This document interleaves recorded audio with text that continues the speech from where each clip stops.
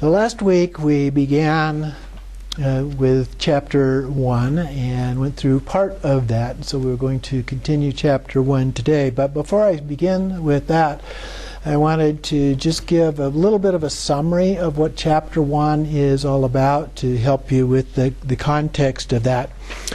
The purpose of that is to present the Buddha body of reality, who is the Dharmakaya form, manifesting in Akanishta in the form of Samattabhadra. And so that is the main deity, the principal one, which is sometimes referred to. And the Buddha body of reality, or Dharmakaya, is also endowed with 5 excellent circumstances. And these are sometimes interpreted differently according to different outer tantras, inner path, skillful means, and the secret inner radiance of great perfection. So those 5 things are the time, place, and so forth that we were talking about last time, where I went through all of those. So in terms of the content, it talks about Akanishta being associated with the 3 Buddha bodies, and within that we have the celestial palace adorned with an array of teaching thrones. So we had one for each of the 5 different Buddha families as a part of that. And they were endowed with distinctive marks of a Buddha body, diverse physical postures, hand implements, heads, and so forth. So we went through some of that detail, as well as having male and female Buddhas of the 5 enlightened families associated with them. So then Vajrasattva, or Vairocana, in this case who uses Vairocana as the indicator, may be found at the center, depending upon Mahayoga and Hatha Yoga. So we're looking at this from the perspective of Hatha Yoga, so we're using Vairocana as a part of that. The retinue of Samattabhadra includes the 16 bodhisattvas, including the male and female, as outer or inner and outer, along with the 8 male and female gatekeepers who guard the 4 directions. So some of this, we haven't gone through all of this detail yet, but we'll get into that in a little bit. The chapter concludes with a synopsis of the naturally manifesting array of pristine cognition, or Buddha mind, and its source is the indestructible reality of Buddhahood. Its disposition of compassionate spirituality is the Buddha body of perfect resource. And its pure manifestation occurs in the meditative stabilities of the Buddhas, and its nature is identified with the 5 inexhaustible ornaments of Buddha body, speech, mind, attributes, or in the text it uses the word qualities, and activities. In chapter 2, which we're also going to get into, I thought I would just go ahead and give you that overview here. The purpose is the enlightened intention of Samattabhadra's pristine cognition, ultimately primordial Buddhahood, and relatively great compassionate spirituality, or just great compassion.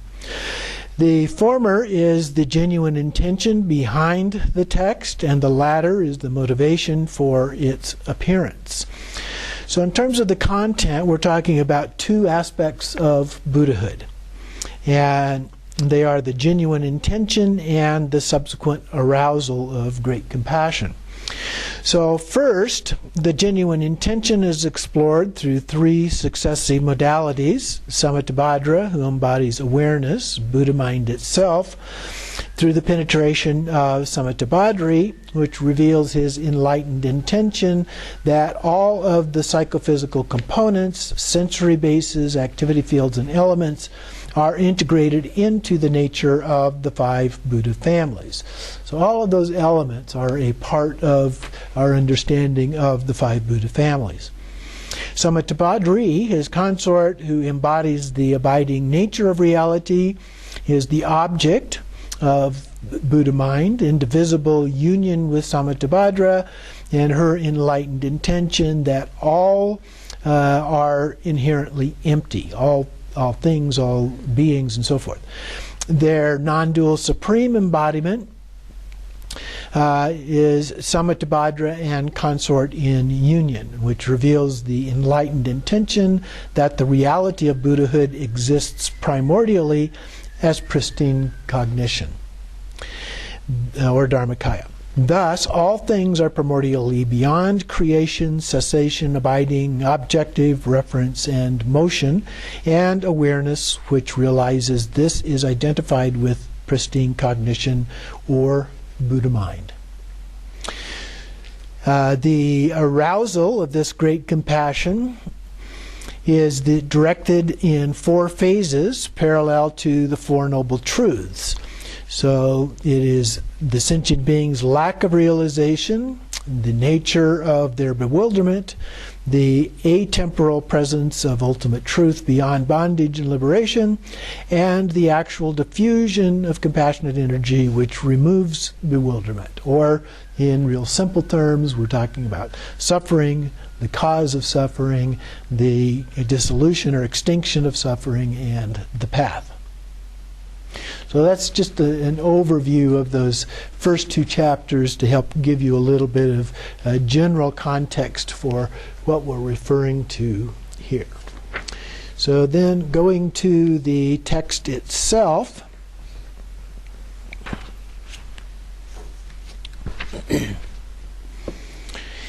we are looking on page 176 at the fully endowed teacher.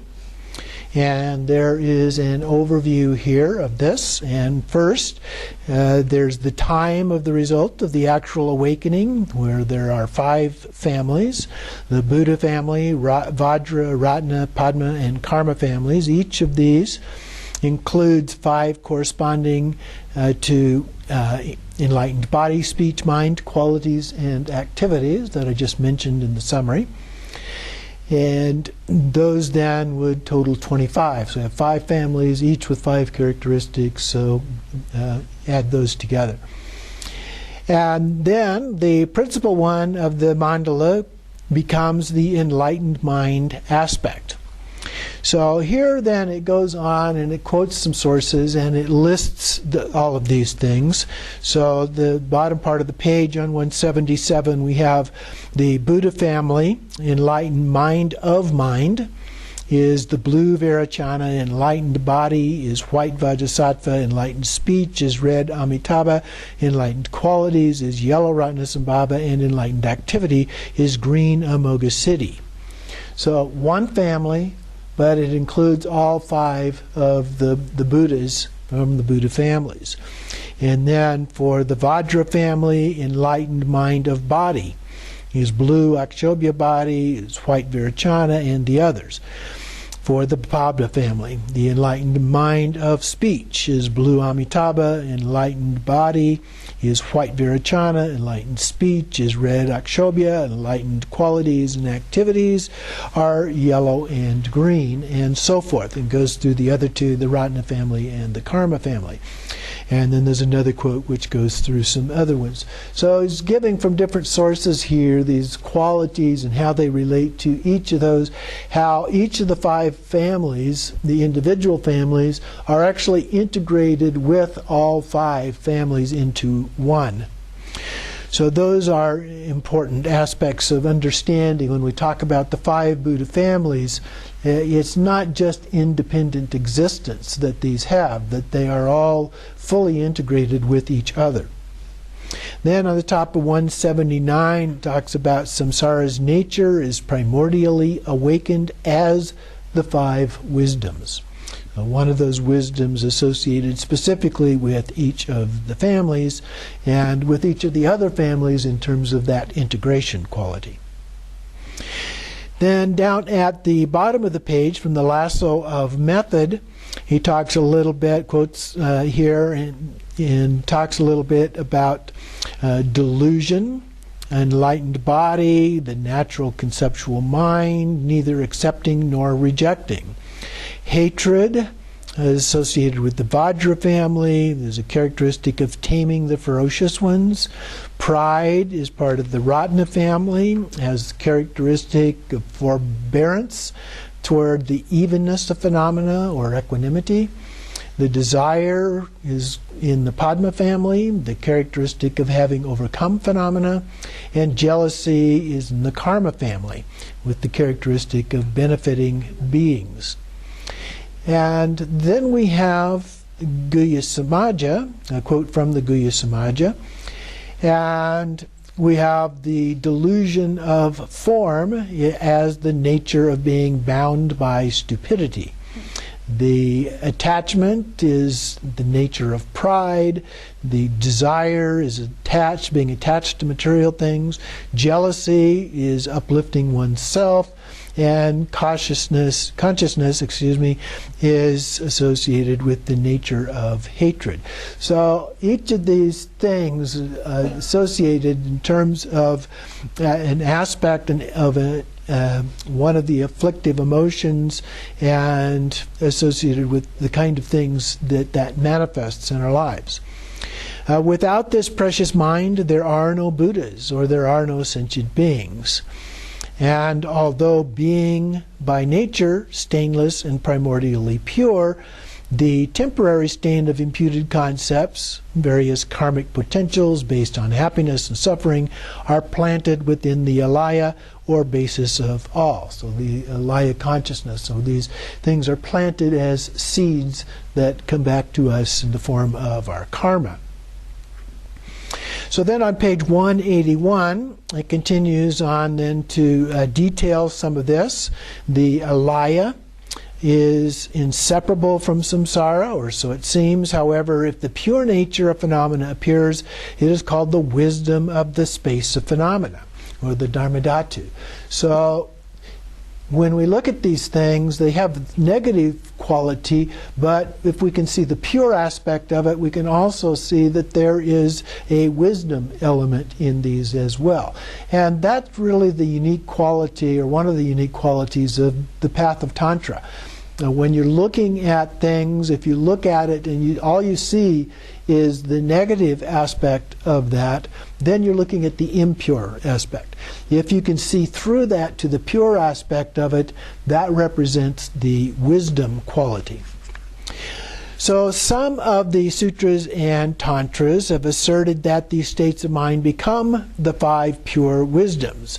Alaya becomes the wisdom of the space of phenomena, and consciousness of the alaya becomes mirror-like wisdom. Passion-based mind becomes discerning wisdom. Cognitive mind becomes the wisdom of evenness, and consciousness of the five doors, those would be the senses, become the all-accomplishing wisdom. Likewise, form becomes Vairocana, feeling, Ratnasambhava, perception, Amitabha, reaction or thoughts, Amoghasiddhi, and consciousness is Akshobhya. Earth, looking at the elements. Earth becomes Buddha Lochana. So this then are the consorts. Water, Mimaki, fire, Pandara or Pandara Vasini. Wind is Samayatara or green Tara, and space is Akasha Vishvari or white Tara. The faculties and their objects then become the nature of the male sattvas and the female sattvas. The three doors, along with all grasping, then become the gatekeeper. So it's talking about the symbolism involved here in the visualization of all of this. In this text, however, it is not asserted that an object to purify is transformed through a process of purification. So the ones that we've just described in the previous paragraphs there describe these things as a way of transformation. But in this text, that is not the case. Rather, here it's transcended. The wisdom is primordial. Conceptualizations of samsara are liberated as the wisdom, the same way that ice melts into water. So in this text, it's looked at in a little bit different way. You might say a Dzogchen or Ati Yoga way. Although conceptually imputed stains have never truly existed, that which is primordially pure may still seem impure. By familiarizing with the profound key points, all concepts become wisdom. Excuse me.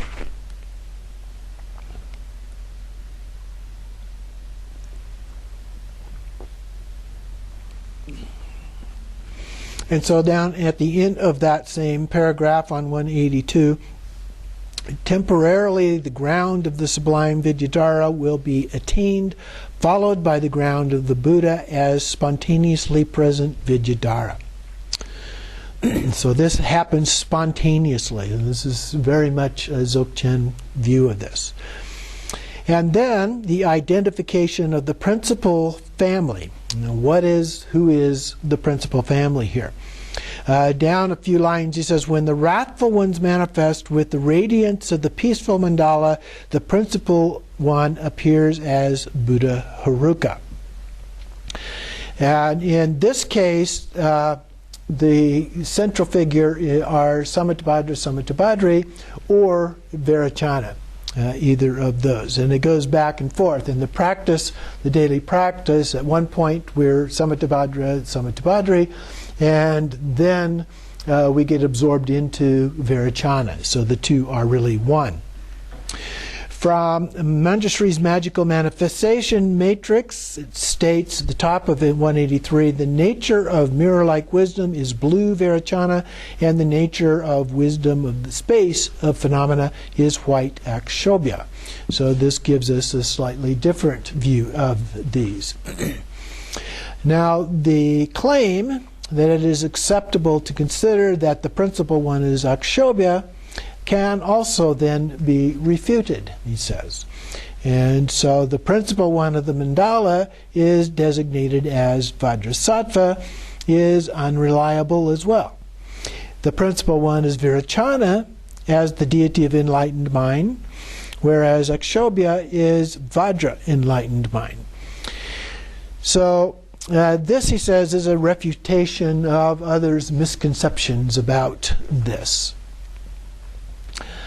His response then on 184 is, you of noble character, from your own perspective, you are correct since you have yet to turn your minds toward the direction of the higher or lower tantric classes. You are so confused by the mere sound of the color blue and reference to the king of consciousness, which is a reference to the principal deity. And then down a few lines, there are others who claim that form is Vairocana, the family of enlightened body, and Akshobhya is mind. In the next paragraph, furthermore, Akasha.Vishvari is the intrinsically pure nature of mind, representing space. Vairocana is the wisdom deity, resembling reflected image in a mirror. And Lochana is unmoving and non-conceptual, similar to illusion. As space, a solid nature of earth, is the aggregate of form, since it is immovable, and it is said to be Akshobhya. Based on explanations of higher tantras, the principal one means, he says, Vairocana. So one may wonder, in which direction are Samattabhadra and Samattabhadri? Well, Dhammakaya is referred to as Buddha Samattabhadra and Samattabhadri. So the confusion of what direction they're in has to do with these other, what he refers to as misconceptions, or other commentaries on the actual practice of the Tantra. So Sattva, he says in the quote on 185, is the embodiment of all Buddhas, and Vajrasattva is the supreme exaltation. And then from the jeweled light, in the next quote, within the non-abiding space, Samattabhadra, male-female, arise as Sambhogakaya, known as the five Buddha families. So the principal one, the ultimate one, are Samattabhadra and Samattabhadri together, and then the five Buddha families represent the Sambhogakaya. So we have the Dharmakaya as Samattabhadra, Samattabhadri, Sambhogakaya as the five Buddha families. And then when they benefit beings through the Nirmanakaya, then Vajrasattva becomes innumerable and unfathomable. So Vajrasattva then is the form in which these things are taught to ordinary beings. So the Sambhogakaya in the Sambhogakaya, the principal one of the 5 families is Virachana, who is the Buddha's Samattabhadra male, female. For those inspired to visualize while meditating, it is said that they are visualized in the heart. And in our practice, it does have us visualize the 2 of them in the heart of Virachana. Moving on then to page 186. From this, when manifesting in order to tame beings, we have boundless play of Manjushri, Vajrapani, Avalokiteshvara, the 6 sages, and so forth. So the various bodhisattvas and their consorts as well, they abide in the porticos and are referred to as Samattabhadra, male, female. So all of these deities, regardless of the levels, also are referred to as Samattabhadra and Samattabhadri. In the Bardo and elsewhere is the initial radiance of the pristine space of phenomena, both emptiness and appearance arising as these 2. This becomes the basis of the peaceful and wrathful deities, meaning of on the porticos is in the hearts of the principal ones, they are joined in union. So the porticos are usually these little porches that are on the 4 sides of the palace, but they also are represented internally in terms of the actual deities as well. The male and female radiance abide at the heart of the principal one, the indivisible emptiness and appearance. And then from the conjoined sun and moon, the palace of the heart is the mandala of the 42 peaceful ones. And then the 58 wrathful ones are in the crown.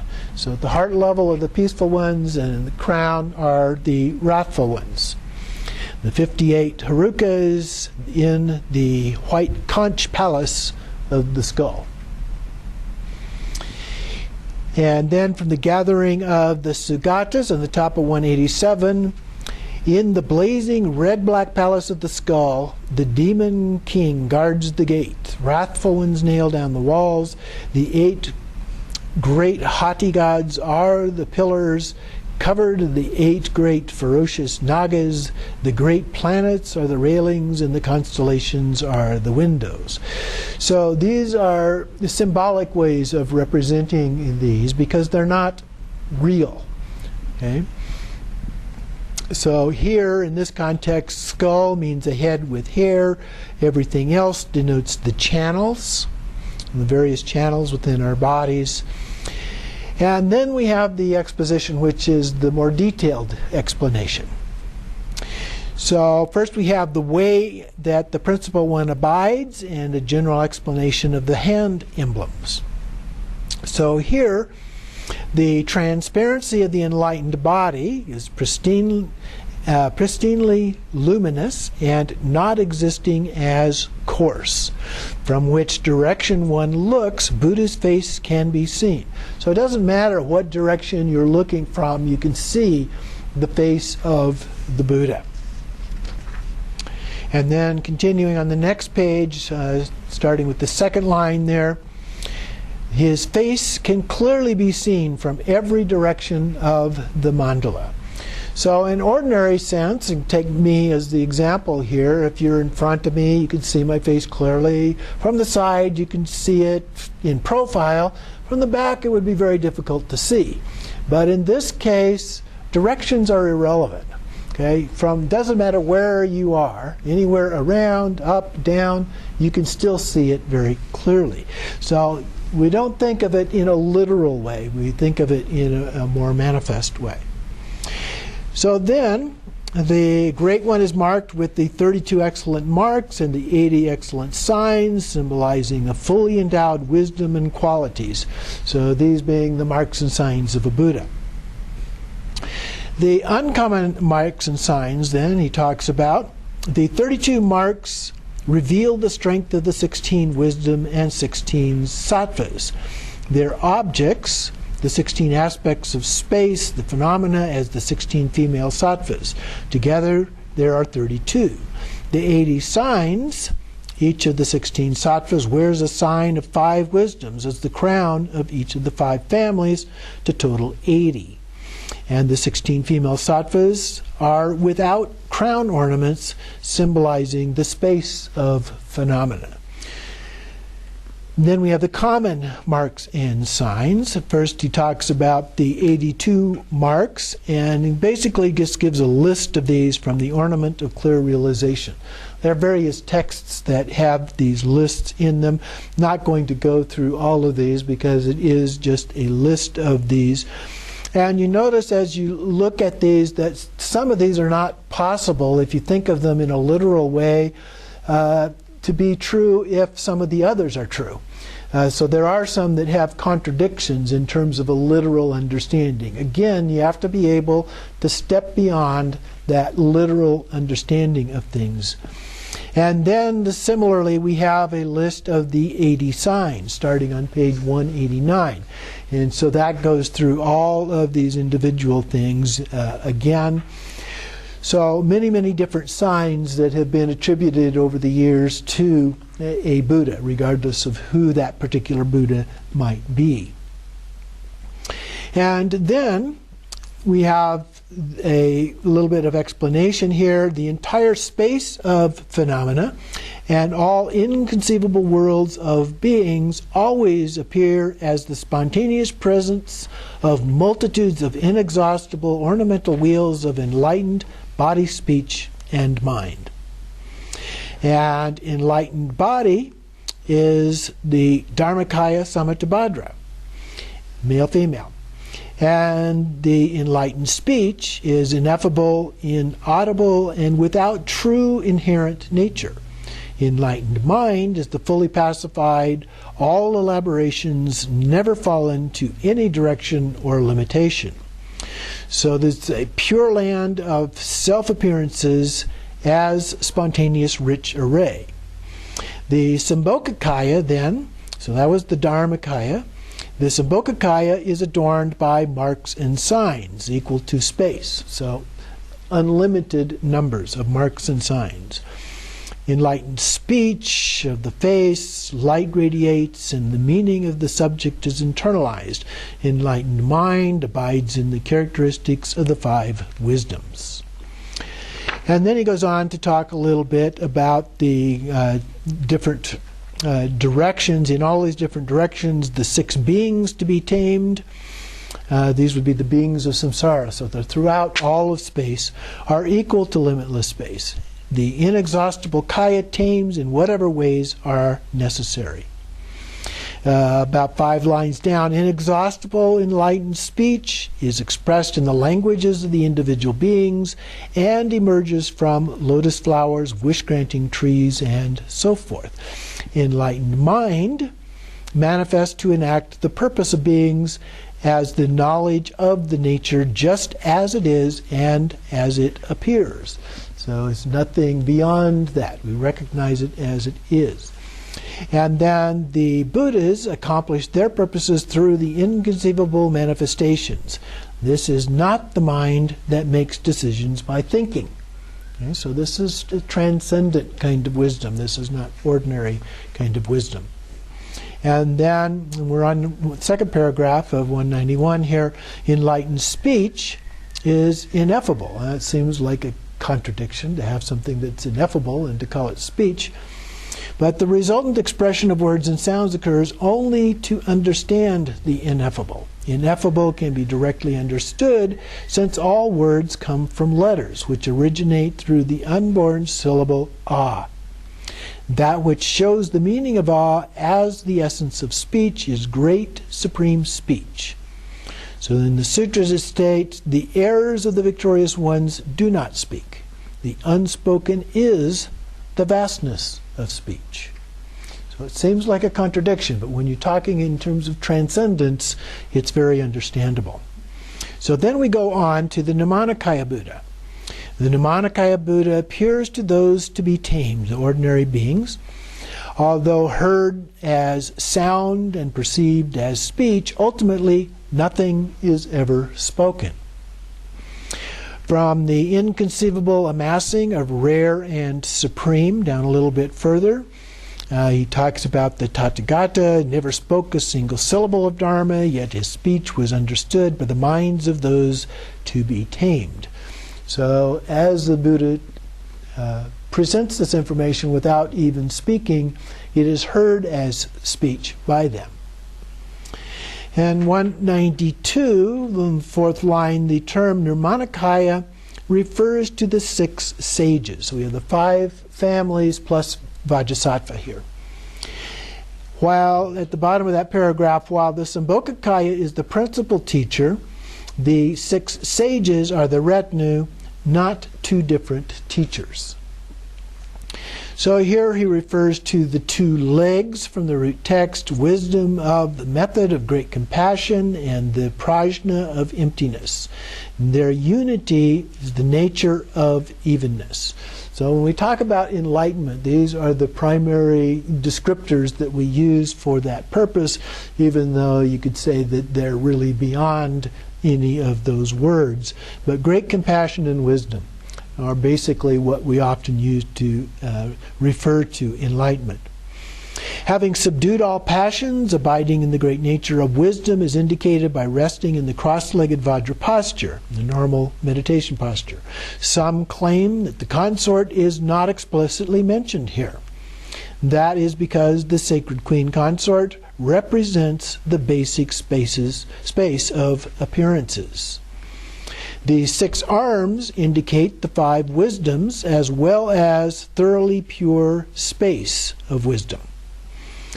And desirables that arise are intrinsic nature of the jewel indicated by the 6 mudras. The boundless blazing light rays indicate that avarice, immorality, anger, sloth, distraction, and the lack of prajna have been conquered. Then in the next paragraph, it talks about body, speech, and mind are being indicated by 3 heads. So each of these is represented as having 3 heads. One main face is blue, the right one is white, the left one is red. For Akshobhya, the main face is white, the right is blue, the left is red. For Ratnasambhava, the main is yellow, the right is white, the left is red. And for Amitabha, the main is red, the right is white, the left is blue. And for Amoghasiddhi, the main is green, the right is white, and the left is red. So when you're doing really detailed visualizations, you need to pay attention to the detail of the differences in terms of the color of the 3 faces on each of these. Then it goes on to the individual male and female deities. And first we have the primordial mandala of deities. So in the middle of that paragraph, the wisdom deities are not being associated with conceptual names, such as the 5 aggregates and so forth. The king of consciousness refers to that which is more sublime than the 5 aggregates. This is like using the expression, the great state beyond sorrow, for Buddhahood. So sometimes we use words to try and provide the essence of those, but it really is much beyond that. So we can talk about having wisdom, but the real wisdom is something that is beyond words. So there's the direct experience of that wisdom as opposed to the conceptual explanations that we sometimes give.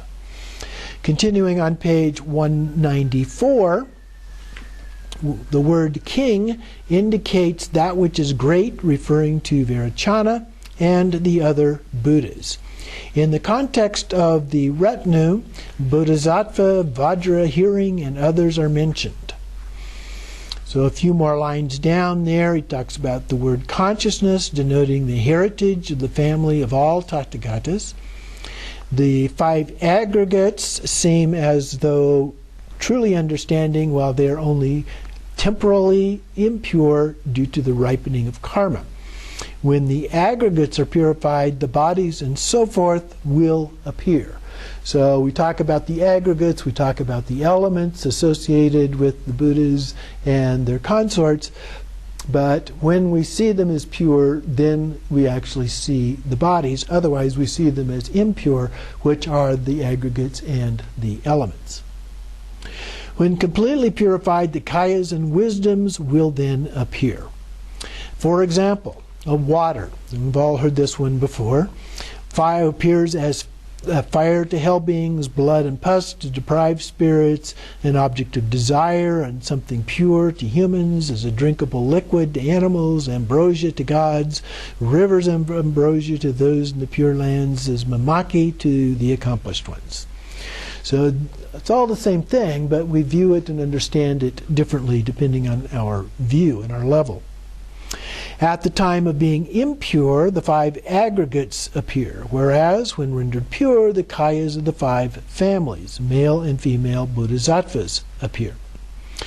Down 3 lines from the very bottom, all outer and inner phenomena appear to be impure, yet ultimately they are only the pure land of the Buddha and the inexhaustible ornamental wheel of enlightened body, speech, and mind. So on page 195, we go to the distinctions of these families. And so first we have consciousness. There's divided into 8 different kinds of consciousness. So he starts with the alaya consciousness, being like the surface of a pristine mirror as the basis. And then the consciousness of mental events, the general understanding of objects. Passion determines what is accepted and rejected, and the 5 doors, such as perceiving form and so forth, seeing, hearing, touching, tasting. They're non-conceptual at that point. Individual recognitions are mental events. The consciousness of the 5 doors and the recognition of mental event alone will not accumulate karma. It is through the mental event of a passion that the karma is accumulated upon the alaya. So just seeing something doesn't have any effect on you. It's when you recognize that and you give it a label, and then we become attached or averse to that. And that's where the karma begins to form. The alaya is the support as well as non-conceptual and neutral. So there's no attachment, no aversion yet. It's similar to being in a state of ordinary cognition when no one is analyzing, nor is there any clarity or radiance. So those are all things that take place after that, after the initial perception. The mental event of a passion emerges to accept or reject. Alaya is like a mirror, considered to be the most sublime. And so we've talked about this before in our Dzogchen classes, where we talk about Rigpa. Rigpa as the ability, because it's pure awareness. So it's the awareness before you become aware of something. So this is the very same idea here.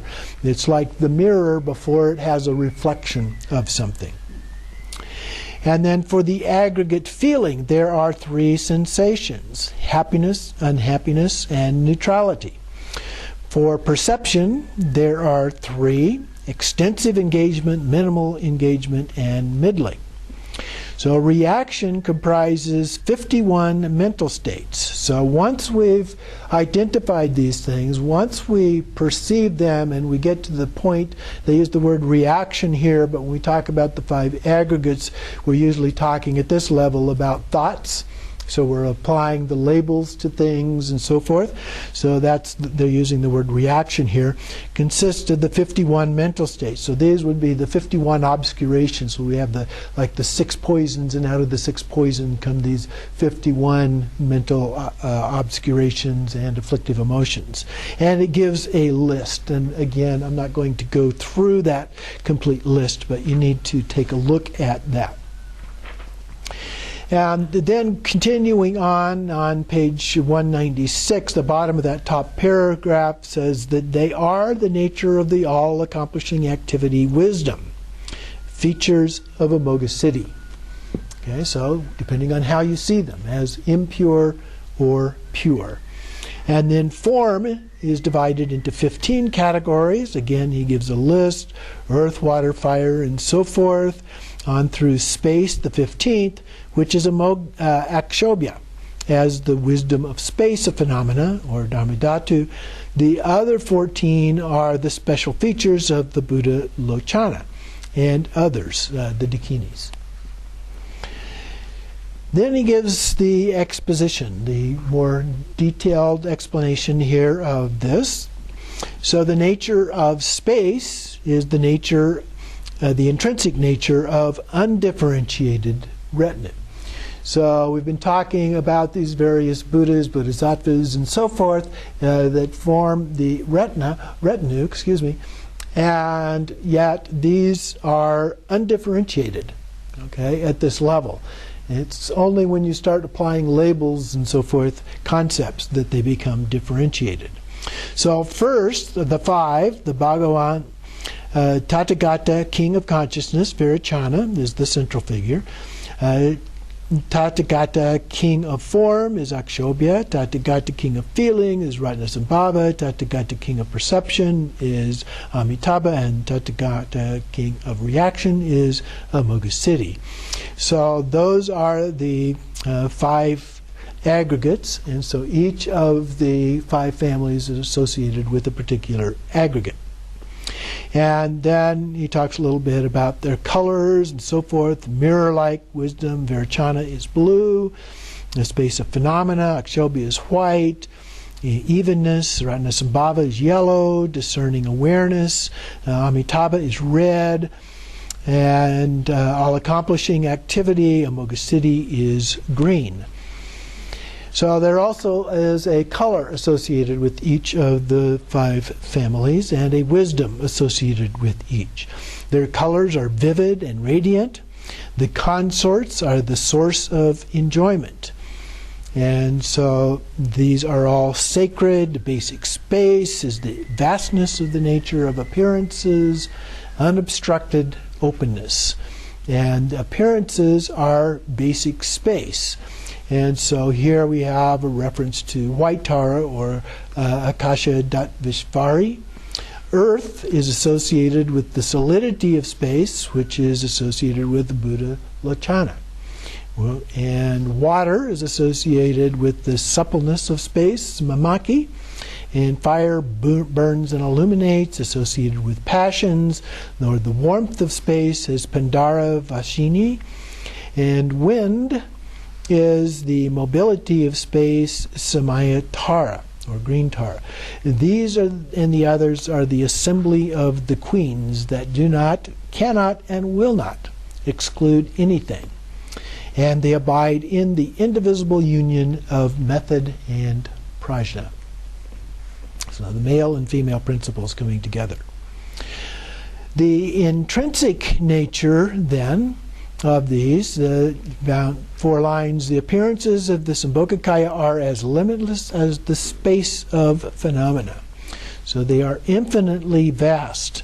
They're compared to like a sesame seed pod, that overflowing with mandalas of these kayas that develop all pervasively. They abide all pervasively. So this should be understood to pertain to the entire mandala of the 5 male and female families, the sattvas or bodhisattvas and their female sattvas, and those yet to come. So all of the bodhisattvas and the consorts are a part of this. So we'll take a short break here.